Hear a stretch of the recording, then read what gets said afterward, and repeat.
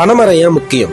வெயில் காலம் வந்தா நொங்கு வேணும், குளிர்காலம் வந்தா கல்லு வேணும், குடிக்கிறதுக்கு நிலத்தடி நீர் வேணும், சுகரை குறைக்க பனங்கிழங்கு மாவு வேணும், சூட்டை தணிக்க பதனி வேணும், சுவையா திங்கிறதுக்கு பனவெல்லம் கருப்பட்டி வேணும், குழந்தைங்க பாலுக்கு பனச்சக்கரை வேணும், பசுமையா வாழறதுக்கு பல மரங்கள் வேணும். இது எல்லாம் வேணும். ஆனா இது எல்லாத்துக்கும் ஒரு காரணமா இருக்கிற பனைமரம் வேணும். 10 பனைமரம் ஒரு கிணற வத்த விடாது. மொத்த பனைமரம் ஒரு ஊரையே வத்த விடாது. பனையால மனுஷனுக்கு மட்டும் ஒரு வீடு, ஆனா பனைமரம் தான் பல உயிர்களுக்கு பெரு வீடு. பனைமரத்துல பறவைங்க கூடு கட்டும். கட்டின பறவைங்க பல விதைய காடா மாத்தி கட்டும். கருவேல மரமும் காடா கிடக்குது, ஆனா பனைமரமும் ஒத்தையில தவிக்குது. வாரி வாரி எடுக்கிற மண்ணெல்லாம் பணம் வேறால புடிச்சதுன்றத மறந்துட்டோம் நம்மெல்லாம். இன்னைக்கு காசு கட்டி வாங்குற ஏசி காத்து அன்னைக்கு பனைமரத்தோட ஓசி காத்து தான் ஏசி காத்து. சுனாமியை தடுக்கிறது பனைமரம் தான், சூறாவளியை தடுக்கிறதும் பனைமரம் தான். பனைமரத்தோட வளர்ச்சியை வச்சுதான் ஒரு ஊரோட வளத்தையே கணிப்பாங்க.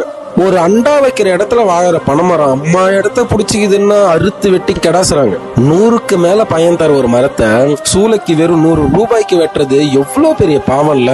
ஒரு ஒத்த பனைமரம் ஒரு வருஷத்துக்கு எவ்வளவு பனவெல்லம், பதனி, கல்லு, பனஞ்சீனி, நொங்கு, பனம்பழம், பனங்கிழங்கு, இன்னும் எவ்வளவு கைவினை பொருட்கள், எவ்வளவு திங்கிற பொருட்களை கொடுக்குது. அதற்கான நன்றி கொஞ்சமாச்சு நம்ம கிட்ட இருக்கா?